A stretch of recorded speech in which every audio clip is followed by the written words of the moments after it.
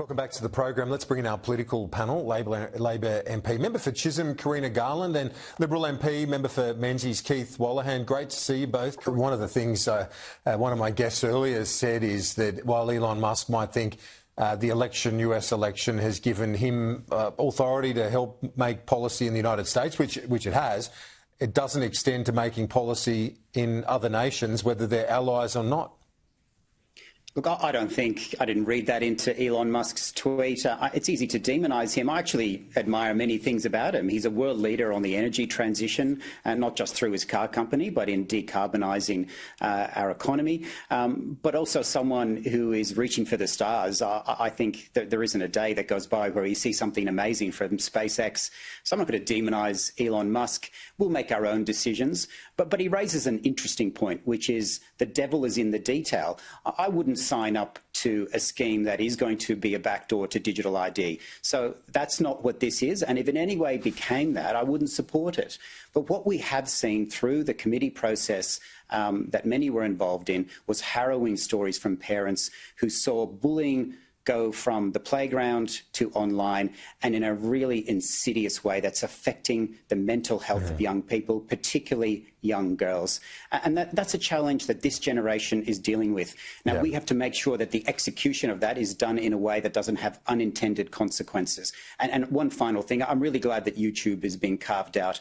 That is a source of education for many Australians. But Keith, the other thing is, and I guess this goes to the relationship in the home of it changes the balance of the discussion here, where parents themselves are empowered to say, this is what's happening to younger ones, and then before you know it, the whole balance shifts when other families are doing the same and peer pressure isn't there, and then we can actually get a handle on what has been up until now, really, I don't think, governed anywhere near as well as it should have been, given the nature of the growth of social media and tech.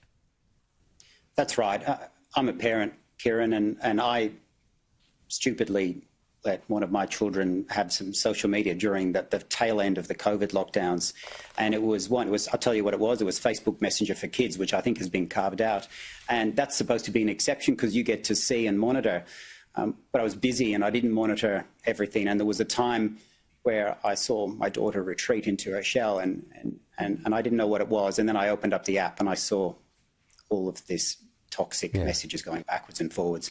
And I felt like I had failed as a parent. So the idea that parents are on top of this all day, every day is a nonsense. They just can't. They need help. They're begging for help. And finally, Kieran, we have many school students visit Parliament, and I was keen to hear from them. I said, this is about you. Well, what do you think? Overwhelming support for this. They said, yeah, that's where all the bullying occurs. 100%. And we don't like it.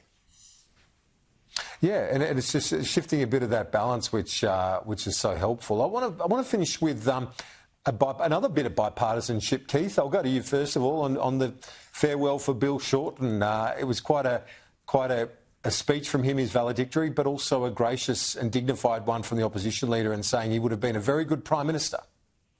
It was, and Kieran, don't get used to this era of bipartisanship. We're about to head into an election campaign, but it is nice when it happens. I sat in the chamber and it was packed to hear an icon of the Labor Party and of the Parliament. I've watched his career with interest, and it was an inspiring speech. I really enjoyed it. And when he spoke to parliamentarians and said, here's my advice to you, that's gold. You take that and you try and live it. And what he said, to live each day, because you don't know how long you're going to be there for. None of us do. So I know at the end of every day, the end of every week, I ask myself, did I give my best? Did I serve the community? Was I proud of what I did? And we have to keep asking ourselves, because this isn't a career. It is a calling to serve our community, and it's a great honour. Keith Wallahan, wonderful to have you both on. Have a good weekend.